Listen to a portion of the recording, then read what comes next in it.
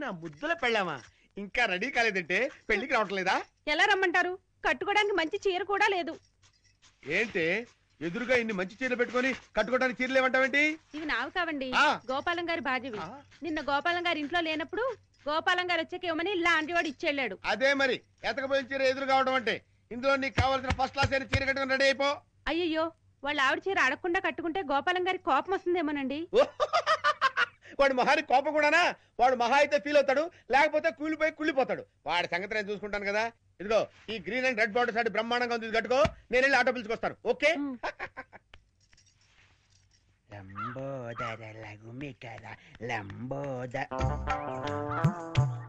అమ్మయ్యా, మా ఆవిడ వచ్చేసింది.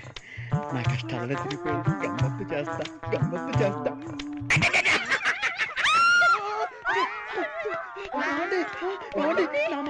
అది కావాలేదండి.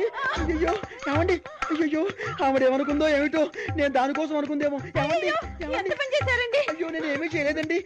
ఏమండో? ఏంటా గోపాలం, ఏంటలా బాధపడుతున్నావు? ఏంటి సంగతి? ఏమీ లేదండి, ఇవాళ మా ఆవిడ ఊరి నుంచి రావాలండి.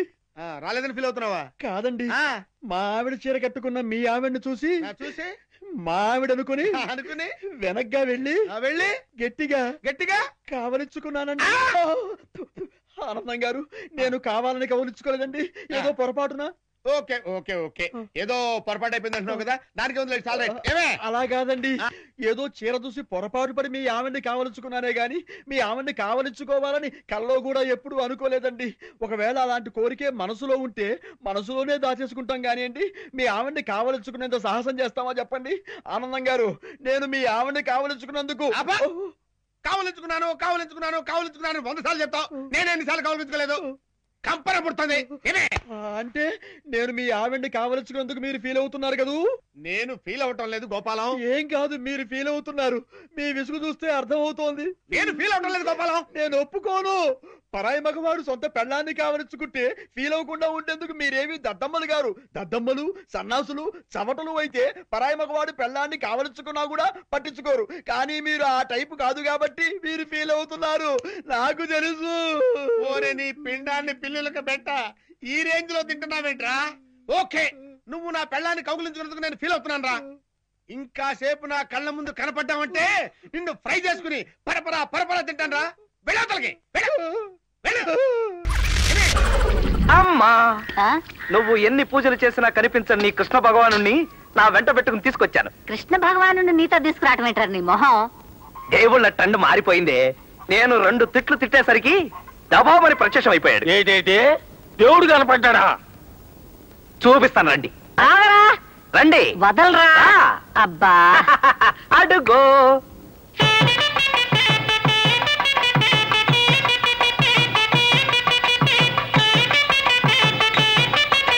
కనయ్య కనయ్య కనయ్య కనయ్య,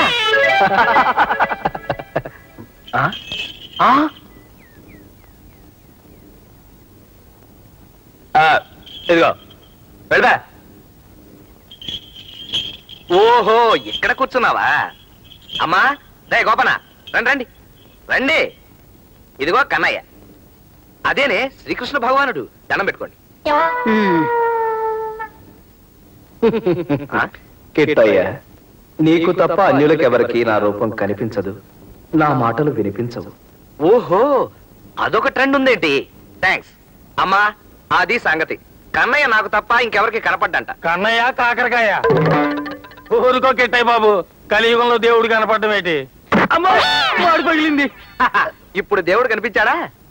నువ్వు రా కన్నయ్య లోపలికి. తప్పుకోమ్మా, స్వామివారు వస్తుంటే. నువ్వు రా కన్నయ్య.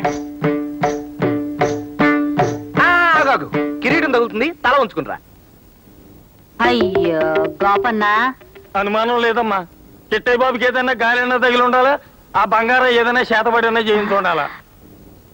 కన్నయ్య, కుచేరుడు అటుకులు ఇస్తే తిన్నావు కదా, నేనేమన్నా పెడితే తింటావా?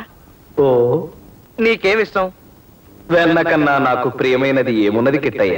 వెన్నే కదా. అబ్బో మా ఇంట్లో బోల్డ్ అవుతుంది. తెస్తానుండు.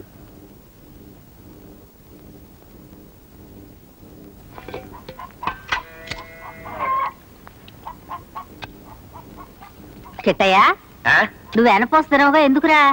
తెలిసి కూడా అడుగుతావేంటే? కన్నయ్య స్వామికి. అమ్మో గోపన్న, అమ్మా. నిజంగానే వీడికేదో గాలి పట్టింది. అవునమ్మా, గాలే.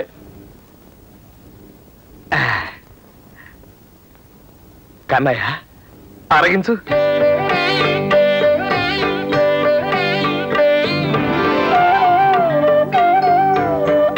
తిను కన్నయ్య.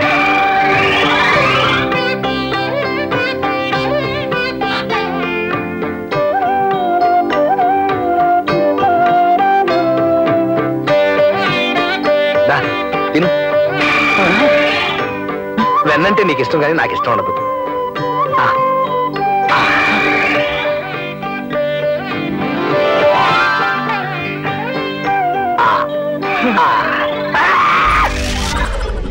చంద్ర మాస్టర్ గుడ్ మార్నింగ్ అండి.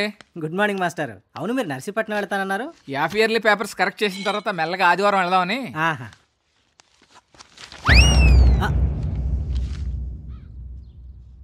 చూసారా మాస్టారు, ఈ 500 నోటు తీసుకుని వీడిని సబ్జెక్ట్లో పాస్ చేస్తే ఎలాగోలా కష్టపడి కలెక్టర్ అవుతాడంట.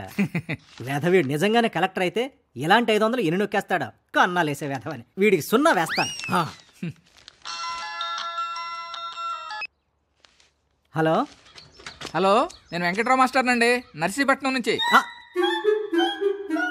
చెప్పండి. ఏం లేదు మాస్టారు, ముఖ్యమైన పని మీద నర్సీపట్నం వచ్చాను. పని పూర్తి అవటానికి 5,100 తక్కువ పడ్డాయి. ఏమైనా సర్దుబాటు అవుతాయా అండి? అవ్వచ్చు. అబ్బా, ఇంత ఎండలో ఎంత చల్లని వార్త చెప్పారు. 5 నిమిషాల్లో అబ్బాయిని అక్కడ పంపిస్తాను, తనకిచ్చేయండి.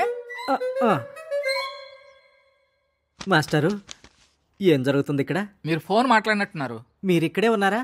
ఎవరో మీలాగే ఫోన్ చేసి 5,000 రూపాయలు అడిగారు. 5,000 ఒక్కొందా? కరెక్ట్, 5,000 ఒక్కొందే. కుర్రాన్ని కూడా పంపిస్తానన్నాడు. అన్నాడు. కాసేపు మీరు మేనేజ్ చేయండి, చెప్తా.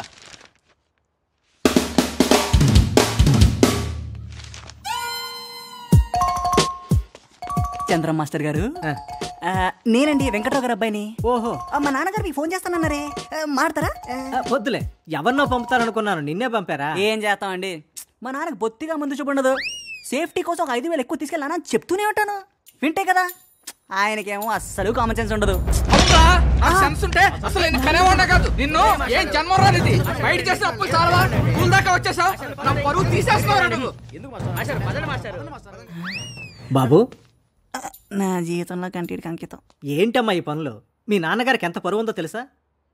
ఆయన ఎవరి దగ్గర ₹1 అప్పు పెట్టి టీ కూడా దాగరగడు. అటువంటి వాడి కడుపున బుట్టి చేయాల్సింది ఇదేనా? అయినా నీకు ఊరంతా అప్పులున్నాయంటారు కదా, మళ్ళీ కొత్త అప్పులు ఎలా పుడుతున్నాయిరా? ఎలా పుడుతున్నాయా సార్? 1 minute.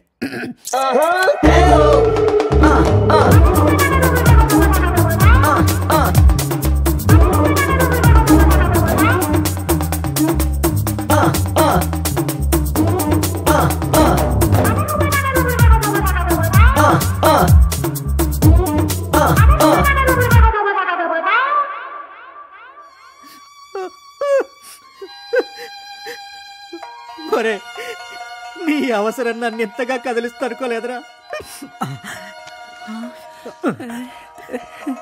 అలా చెప్పి ఇలా తీసుకుంటాను సార్.